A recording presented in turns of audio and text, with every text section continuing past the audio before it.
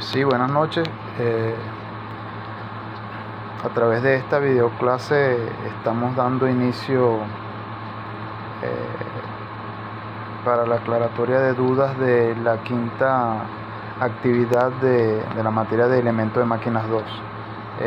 Esta quinta actividad trata básicamente del cálculo de engranajes rectos, es decir, el cálculo del número de esfuerzos flexionantes en engranajes de dientes rectos.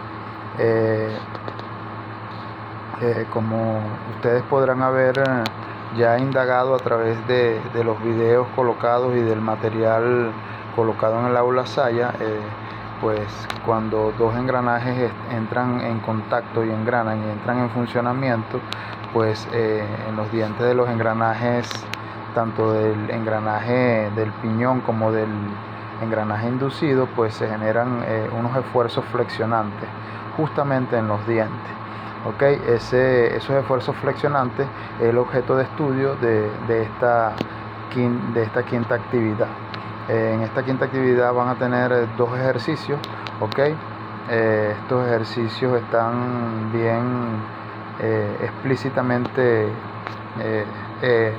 enunciados allí en la actividad.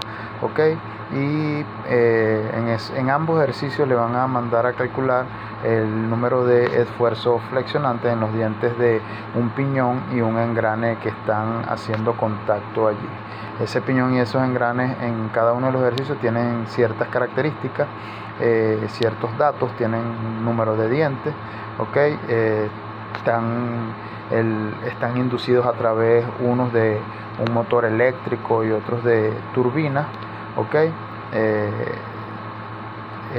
Ese motor y esas turbinas están girando a cierta RPM que le imprimen al piñón, dando como resultado una velocidad angular de este piñón y por ende una velocidad tangencial en cada uno de los engranajes, una velocidad tangencial que es común entre el piñón y el engrane. Yo quería por acá compartirles algo por acá. Voy a verificar acá.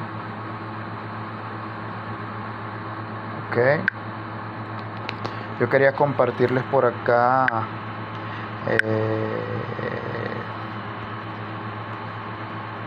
algo relacionado con la actividad.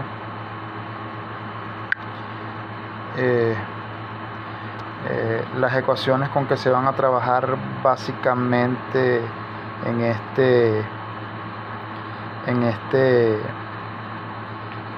para este tema son las siguientes que podemos visualizar acá. Nosotros tenemos por ejemplo aquí una ecuación general, que la voy a rayar aquí, que es esta ecuación que está acá. Dice que el número de esfuerzos flexionantes va a ser igual a la primera WT, que es la velocidad tangencial tanto en el engrane como en el piñón. Esa velocidad tangencial es común, pues en el engrane y en el piñón es igual, es la misma, multiplicada por el paso diametral y dividido entre el ancho de cara, y a su vez multiplicado por J, que es el factor de geometría. Esta ecuación que está acá va a ser utilizada tanto para el piñón como para el engrane. ¿Qué sucede? En el piñón y en el engrane los números de esfuerzos flexionantes son distintos porque interactúan variables distintas, como por ejemplo lo siguiente. La diferencia principal es que el factor de geometría J, calculado para el piñón, es distinto que para el engrane.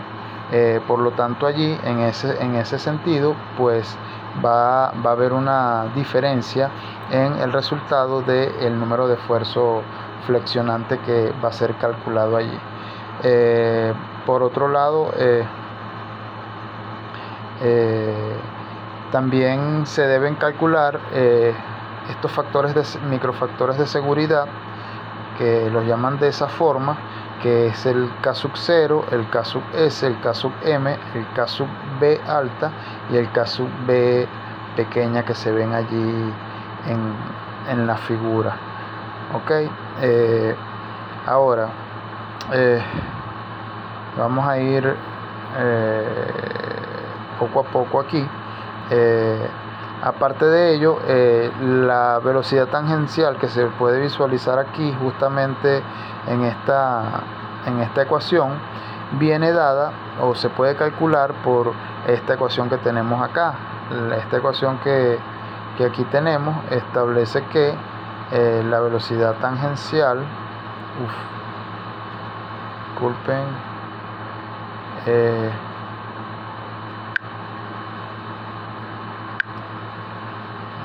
bueno, no había iniciado la grabación, me disculpan por allí. Inicié la clase y no la estaba grabando. Pues bueno, vamos a ver acá cómo retomamos todo esto. Yo comencé diciendo que para el cálculo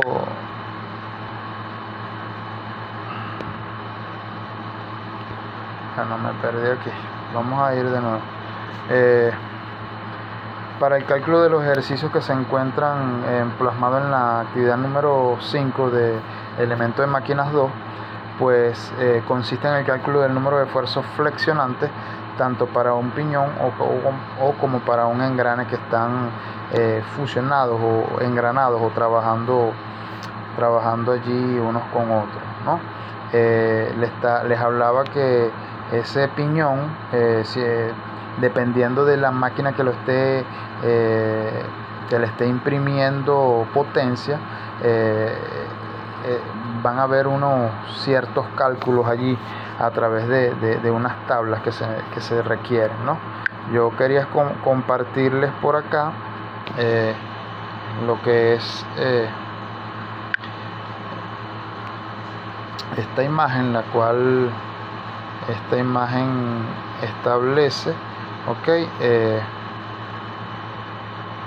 esta imagen establece, aquí podemos visualizar la ecuación que vamos a utilizar para el cálculo del número de esfuerzos flexionantes. Este número de esfuerzos flexionantes, esta ecuación general, dice que es igual a la velocidad tangencial multiplicada por el paso diametral y dividido entre el ancho de cara y a la vez multiplicado por J, que es el factor de geometría.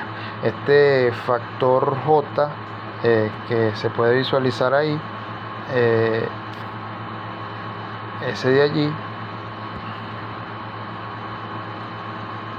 ese factor J se calcula a través de unas tablas, unos gráficos que yo les coloqué allí también en la sala Saya para que se apoyen en ese cálculo. Bueno, vamos con esta primera ecuación, ¿verdad? Esta primera ecuación hasta acá la vamos a definir aquí. Esa ecuación se va a definir para los dos engranajes que están trabajando, allí, o que están engranados, tanto el piñón como el engrane, ese número de esfuerzos flexionantes va a ser distinto para el piñón y para el engrane, porque precisamente ese factor de forma es distinto para cada uno de esos engranajes, tanto el piñón como para el engrane. Por lo tanto, ese número de esfuerzos flexionantes va a diferir entre el piñón y el engrane. Pues podemos visualizar que esta ecuación involucra una variable Wt llamada velocidad tangencial, que puede ser calculada a través de esta ecuación, que dice que la velocidad tangencial es igual a 33.000 veces la potencia, 33.000 multiplicado por la potencia, y la potencia es la potencia de la máquina inducida, que induce propiamente dicho potencia al sistema de engranaje, y dividido entre la Vt, que es una velocidad lineal, Por acá tenemos el cálculo de BT, la cual es igual a pi multiplicado por el dp, y a su vez multiplicado por las RPM que maneja el motor o la máquina que induce potencia, y dividido sobre 12. Por esas dos ecuaciones podemos deducir y calcular lo que es el WT. Pues el paso diametral es un factor o un dato que por lo general es dado en el problema, ¿ok?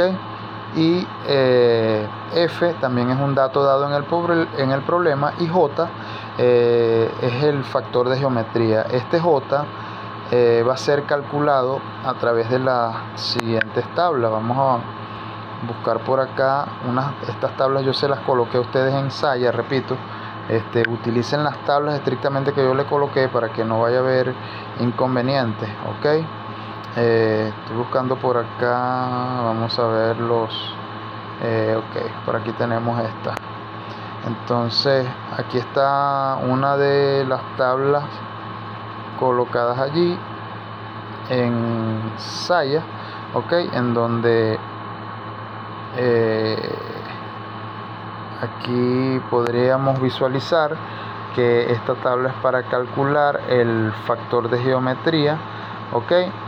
En el eje de las X colocamos el número de dientes para el cual se desea calcular el factor de geometría, es decir, el del piñón, y arriba lo hacemos cortar con el número de dientes del otro engrane o del engrane, ¿verdad? Con las gráficas que se ven acá, estas líneas que se ven acá de 1000, 1750, 885, perdón, 1000, 170, 85, 50, 35, 25 y 17. Esos son los números con los cuales el número de dientes del engrane que va a estar acoplado al piñón. Por allí podemos calcular pues ese factor de geometría. Aquí simplemente ubicamos en el eje de las X el número de dientes del piñón y lo hacemos, lo intersectamos con una línea de estas que represente el número de dientes del engrane acoplado. Una vez que la intersectemos, esa intersección, nos vamos hacia la izquierda y vemos aquí cuál es el número que corresponde, que oscila entre 0.20 y 0.60. Pues ese número hallado allí se llama factor de geometría J, que es el factor de geometría que vamos a necesitar para colocarlo en esta ecuación, tanto para el piñón como para el engrane. Cabe destacar que ese factor de geometría varía. Para el piñón es distinto que para el engrane, porque aquí se tiene que invertir, pues se tiene que trabajar invertido, es decir, primero con el número de dientes del piñón en el eje X y luego con el número de dientes del engrane en el eje Y, perdón, en el mismo eje X, ok. Como pueden ver, los números del piñón y del engrane difieren porque tienen tamaños distintos, y así va a ser en los ejercicios que están colocados en la quinta actividad. Ok, aquí podemos visualizar que hay dos tablas, ¿no? Yo hago énfasis en la tabla de arriba, que es la en la cual hay un ángulo de presión de 20 grados. Ok, y la tabla de abajo es para ángulos de presión de 25 grados. Ok, ¿qué sucede? Este dato lo tiene que dar el problema si el ángulo de presión es de 20 grados o de 25 grados. Yo por lo general en estos problemas, cuando no dan este dato de que el ángulo de presión es de 20 grados o de 25, se utiliza y se asume que el ángulo de presión es de 20 grados porque es el más común para trabajar.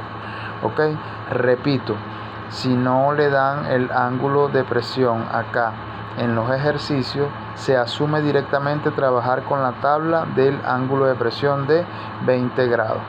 Ok, a través entonces de esta tabla o de este gráfico es que nosotros podemos hallar de alguna forma obtener este factor de geometría J. Luego nos queda otra tarea. Otra tarea es de calcular todos los microfactores de seguridad que están aquí a la derecha de esta ecuación. Esta ecuación está multiplicada por estos 6, 2, 4, 5 microfactores de seguridad. El K sub 0, el K sub S, el K sub M, el K sub B alta y el K sub B pequeña. Pues esos microfactores de seguridad también son calculados a través de tabla. ¿Ok? Este factor K sub 0, repito, todas las tablas que se van a utilizar para estos cálculos las coloqué en el aula Saya. Por favor revisen, están allí en una imagen, creo que en los recursos y en la parte de recursos le coloqué esas tablas. Por favor revísenlas y utilícenlas. Son estas mismas tablas que estamos viendo, que estoy plasmando acá en esta videoclase. Pues estas tablas corresponden a la bibliografía del libro de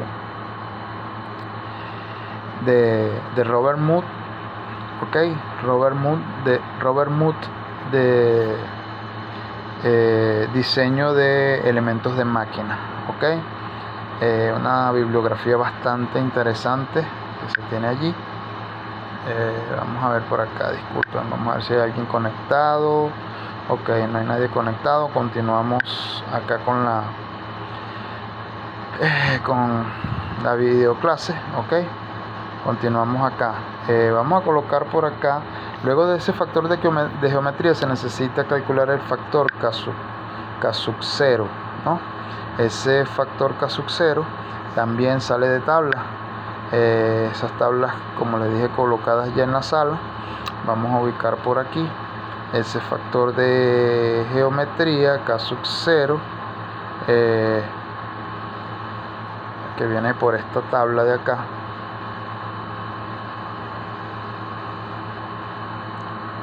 Ok,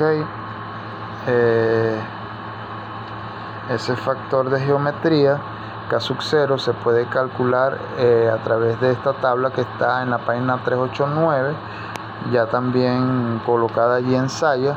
Como podemos ver acá, factores de sobrecarga sugeridos K sub 0. Estos tienen ciertas condiciones para hacer este cálculo.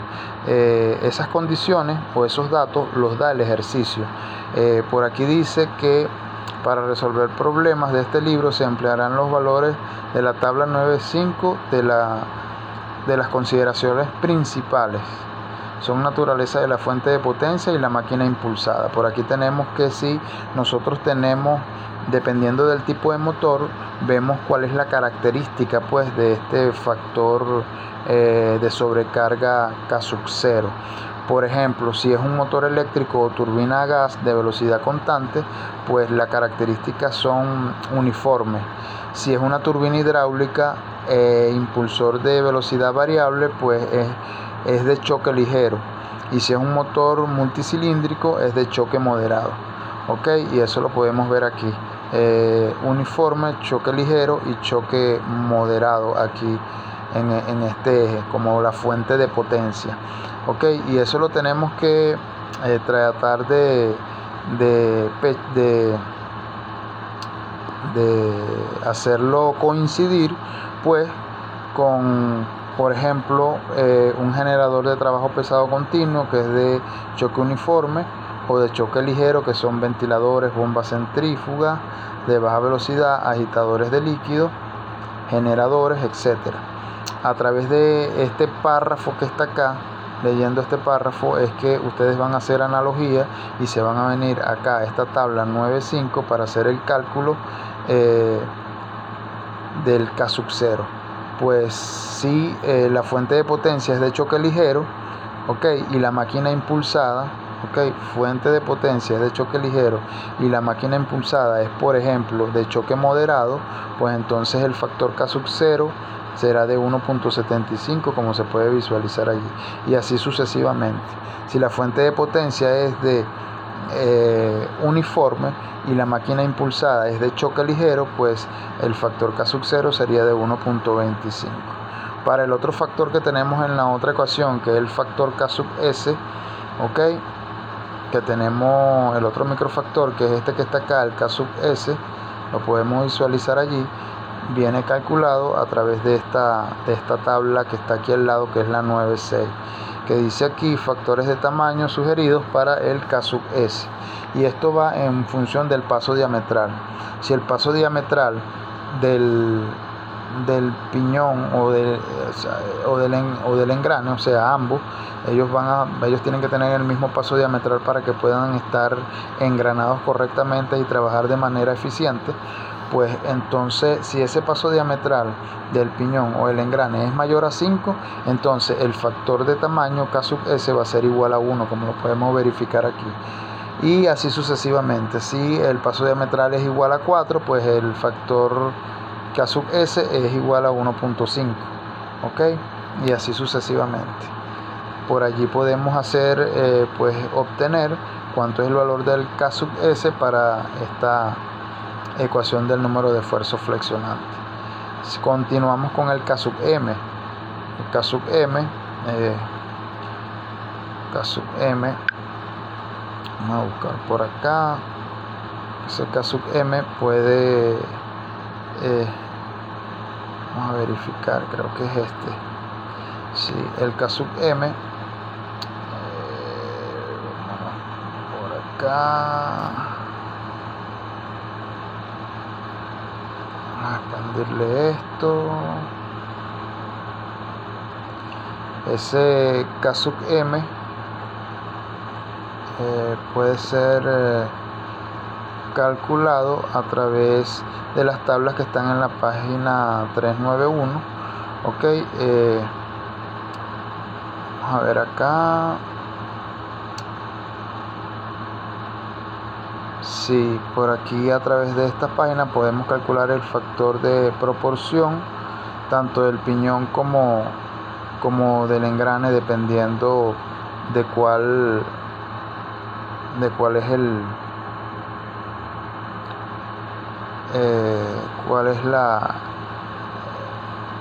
el ancho de cara y el diámetro de paso que tienen allí en los datos del problema. ¿Ok? Aquí se pueden utilizar tanto estas ecuaciones que se visualizan acá. ¿Ok? Aquí está una ecuación, aquí está otra. Tanto esas ecuaciones como la tabla que están acá, que pueden visualizar, pues las gráficas estas que tienen acá. A través de esta tabla se puede calcular pues ese factor K sub M. El factor K sub B alta, vamos a ver acá. También tenemos por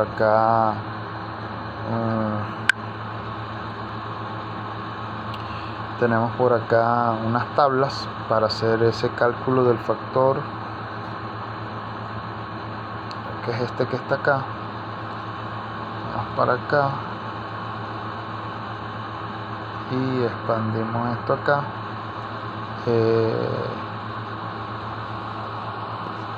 Por aquí hacemos uso de este factor K sub B, el K sub B alta. Ok, factor de espesor de borde. A través de esta tabla y analizando esta tabla podemos hacer el cálculo de ese factor de espesor de borde. Por aquí deberíamos calcular este MB, ok, a través de esta ecuación, o si el MB es menor de 1.2, pues nos venimos para acá, dependiendo de cuál es el valor que tenga, lo hacemos cortar con esta línea inclinada que se ve acá, y leemos a la parte izquierda cuál es el factor de espesor de borde. Ok, muchachos, yo le coloqué en la sala Saya un video en donde se utilizan todas estas tablas creo que hay dos ejercicios, hay dos videos, y hay uno en el cual creo que es el primero que les coloqué, en donde hay unos ejercicios en donde utilizan estas tablas de manera correcta y como debe ser, como lo deben utilizar ustedes. Ese video que está ahí, ustedes lo siguen al pie de la letra, y créanme que van a tener bastante éxito en el cálculo de en la resolución de los problemas de esta actividad. ¿Ok? Pues entonces esta tabla que está acá, que dice página 392, es para calcular el factor de espesor de borde K sub B. ¿Ok? Nos queda también por acá otro factor que es el K sub B pequeña. ¿Ok? Ese K sub B es el factor dinámico. ¿Ok? Vamos a verificar por acá.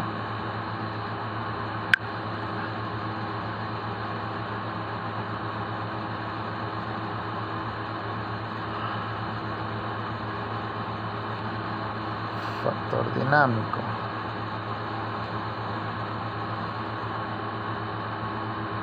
Ok.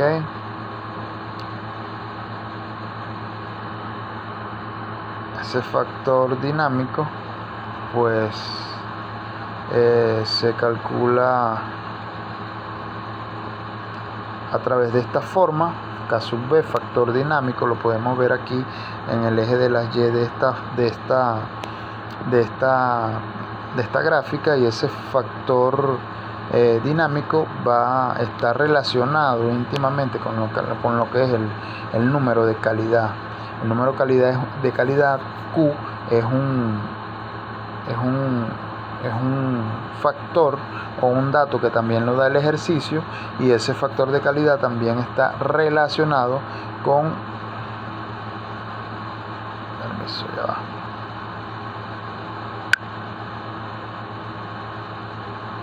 ese factor de calidad también está íntimamente relacionado con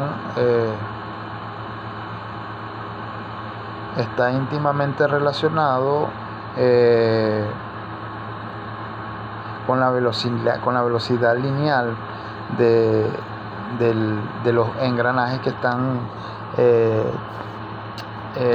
haciendo juego. ¿Ok?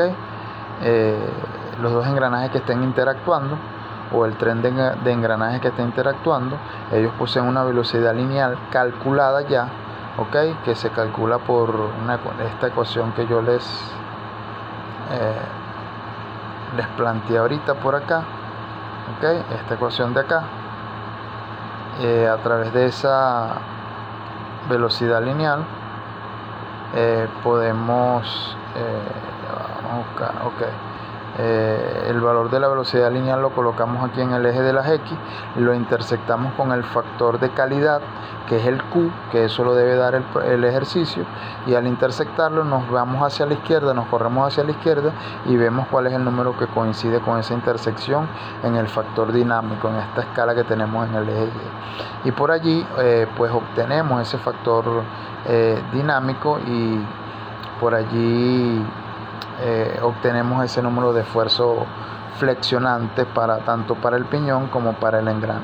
Ese número de esfuerzo flexionante, muchachos, va a ser un número que en unidades inglesas, ¿ok? O puede ser sí, en unidades inglesas, dependiendo, ¿ok?, de las unidades que le den. Ustedes deben seleccionar cuál es el material que se debe emplear para fabricar esos engranajes, porque esa es la idea de esto. En la parte de diseño es seleccionar ese material. ¿Qué sucede? En esta primera parte nosotros vamos a seleccionar materiales de acuerdo al criterio del esfuerzo de fluencia. Pues nosotros sabemos que los materiales elastoplásticos tienen un punto que se llama límite de fluencia o esfuerzo de fluencia, en el cual ellos se comportan elásticamente, es decir, que ellos son deformados cuando se le aplica cierta carga, ¿ok?, o cierto esfuerzo, ¿ok?, y que cuando se libera de esa carga o de ese esfuerzo, esa deformación, los materiales vuelven regresan a sus dimensiones originales. Es decir, cuando son sometidos a carga, ellos se estiran o se deforman, y cuando esa carga se deja de implementar al material, pues el material vuelve de nuevo a sus dimensiones originales. Pues entonces ese esfuerzo llamado esfuerzo de fluencia es el esfuerzo de diseño o el esfuerzo con el cual nosotros debemos trabajar para seleccionar en principio estos materiales de los cuales están hechos estos engranajes. Pues en este orden de ideas también les coloqué una tabla en donde están todos los esfuerzos de fluencia, con los cuales ustedes deberían trabajar. Esa tabla es esta que está acá. Pues vamos a ponerla por aquí arriba. Vamos a ponerla para allá arriba. Vamos a ampliarlo para que tengan una idea. Aquí está la resistencia a la fluencia de los principales aceros. Aceros al carbón y aceros aliados. Tenemos por aquí una resistencia a la tensión, y una resistencia a la fluencia. Nosotros deberíamos trabajar con los valores de la resistencia a la fluencia, que es el límite, el punto de fluencia, que es el punto en el cual los materiales se comportan elásticamente, es decir, son deformables aplicándole ciertas cargas, y al dejar de aplicarle esas cargas o esos esfuerzos, pues el material vuelve a sus dimensiones originales. Pues entonces aquí, dependiendo de las unidades, tenemos 2 unidades en KSI y en megapascal. Dependiendo de las unidades que tengan ustedes acá, que les dé como resultado en el cálculo del número de esfuerzos flexionantes, pues ustedes van a ubicar acá cuál es la designación del material utilizado y lo van a seleccionar de acá. ¿Cómo? Pues dependiendo del resultado que le dé del esfuerzo flexionante. Por ejemplo, vamos a ver un ejemplo. Si el esfuerzo que lo calcularon en KSI, en kilolibras por pulgadas cuadradas, pues, y ese resultado, por decir algo, es de por decir, vamos a ponerle que es de 100 KSI, pues nosotros deberíamos revisar esta columna de la resistencia a la fluencia, y verificar cuáles son los materiales que tienen una resistencia a la fluencia mayor que el esfuerzo calculado en sus ejercicios. Por ejemplo, si les dio como resultado 100, yo podría escoger este acero que está acá, que es un acero 1050, que tiene como esfuerzo de fluencia 110 KSI, porque ese acero me va a resistir las condiciones en las cuales estos engranajes están trabajando, ya que me dieron, supongamos como resultado, 100 KSI. Pues este acero 1050, como establece esta tabla, como lo dice esta tabla, su resistencia a la fluencia es de 110, por lo tanto va a resistir las condiciones para las cuales están operando los engranajes y el piñón y el engranaje que están calculados ahí. Recuerden que el número de esfuerzo del piñón y del engranaje son distintos, y aquí puede ser que seleccionen 2 materiales distintos, es decir, uno para el piñón con un esfuerzo de fluencia y otro para el engranaje con otro esfuerzo de fluencia. Como les dije en el ejemplo, si nos hubiesen dado como resultado 100 KSI, pues yo podría escoger este acero 1050, que la condición es OQT 400. Acero 1050 OQT 400, el cual tiene un esfuerzo de fluencia de 110. ¿Qué sucede si a mí me da como resultado que el número de esfuerzos flexionantes son 100 KSI, y yo escojo, por ejemplo, un acero 1050 estirado en frío, que tiene un esfuerzo de fluencia de 84? Si yo escojo ese material, cuando fabriquen los engranajes, que empiecen esos 2 engranajes a trabajar bajo las condiciones en las cuales están descritas en el ejercicio, pues esos engranajes van a fallar y los dientes van a tener cizalladura y va a haber una falla. Y por lo tanto pues la máquina va a tener una serie de problemas gravísimos. ¿Ok? Es por eso que a la hora de seleccionar estos materiales es importantísimo tener unos cálculos, los cálculos casi que buenos o perfectos, y seleccionar el material adecuado para que no haya esa ruptura, pues, o falla de los materiales que se escogieron para que se seleccionaron, pues, para la fabricación de estos engranajes, tanto el piñón como el engrane. Ahora, ¿qué sucede si ese resultado que les da es 100 y hay un alumno que escoge un acero 1137 o QT400, que como vemos aquí tiene 136 KSI de resistencia a la fluencia? Ese material también es resistente y resiste, pero nosotros tenemos que tener en cuenta también la economía, ¿ok? Los diseños en ingeniería tienen que ser económicos y seguros. Seguro significa que pues el material seleccionado soporte los esfuerzos para los cuales van a trabajar tanto el piñón como el engrane. Esa es la parte de seguridad. Y la economía es que cuando se selecciona el material, aparte que el material resista, pues también tiene que ser económico. Es decir, seguramente este acero 1137 o QT400 de 136 KSI podría ser más costoso que el acero de 110 KSI, que es un acero 1050 o QT400. Ok, entonces pues ustedes a la hora de seleccionar el material por la parte de resistencia también lo tienen que hacer una breve investigación a través de internet de cuáles son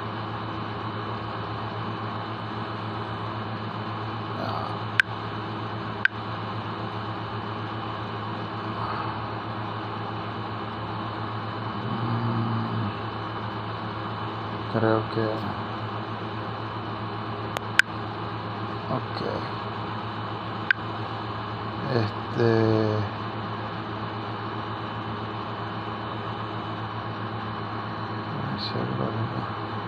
no sé, apreté algo por aquí que no sé para dónde me fui, ¿vale?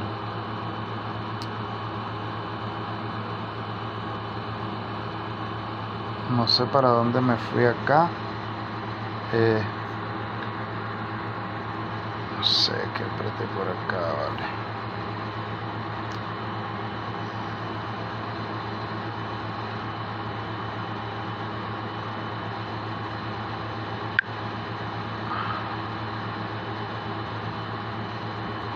Ya va, vamos a ver ok.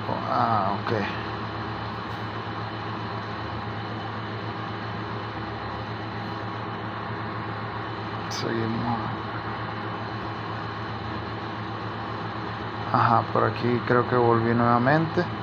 Ok, estábamos aquí en esta tabla de los aceros. Le comentaba esta tabla de los aceros, pues le comentaba que a la hora de escoger un material por esfuerzo de fluencia, uno que sea más resistente que otro, pues también tienen que tener en cuenta lo que es la economía. Tienen que escoger un material que sea económico y seguro. Ok, deben hacer una investigación y un bosquejo de internet de cuánto es más o menos los precios estimados por tonelada por tonelada o como vengan, por kilo.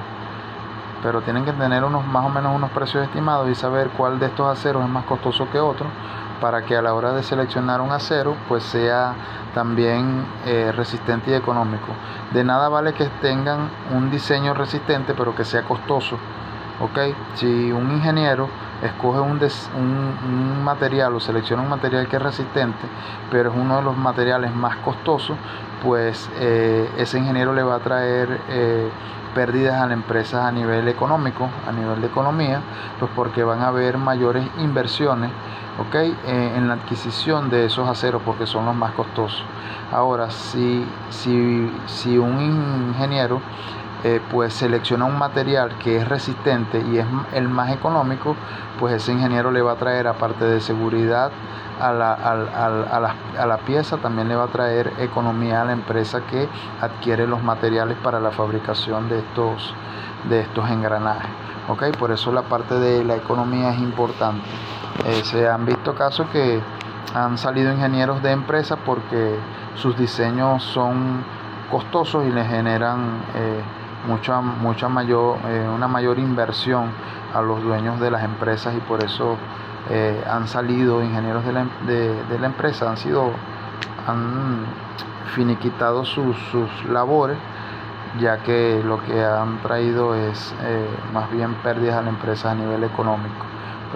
Una empresa o cualquier dueño de empresa o jefe prefiere contratar a un ingeniero que le haga el trabajo seguro y económico, a que se lo haga seguro y con un nivel de economía alto, pues con costos altos. Por eso les invito a que hagan una breve investigación en internet, ¿ok?, sobre los precios de estos aceros, para que a la hora de seleccionar el acero que cumpla por resistencia, pues también sea el más económico. ¿Ok? Pues bueno, no tengo más nada que acotar por acá. Esta videoclase fue un bosquejo bastante detallado de lo que va a ser la quinta actividad. Como les dije, el primer video que les coloqué yo en la sala Saya, están resueltos dos problemas que son problemas clave para la resolución de esta actividad número 5 de elemento de máquinas 2. ¿Ok? Revisen esos videos, verifíquenlo bien, están bien sencillos, bien entendibles.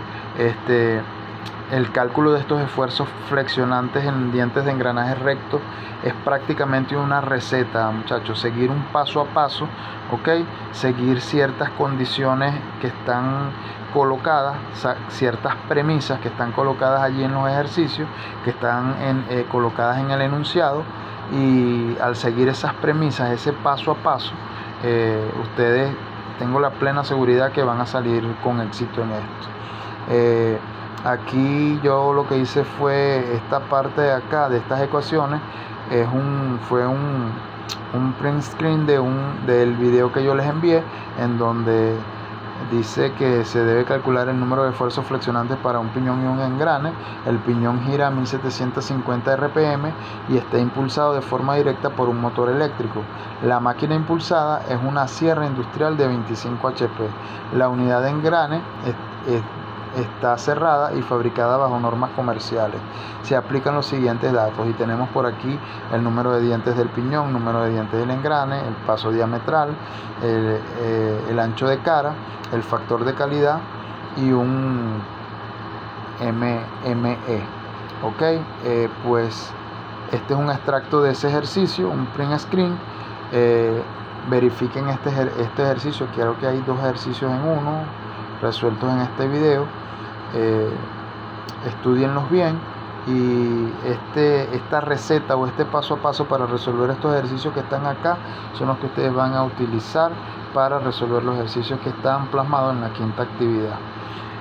No tengo más nada que agregar, más que desearles suerte, que trabajen con calma, con cuidado, vean bien los datos, vean bien lo que se les está presentando allí, y pues bueno, suerte. Mañana sábado abre la actividad en horas de la mañana, cierra el día domingo en horas de la noche. Pues yo voy a estar atento para abrirles esa actividad mañana.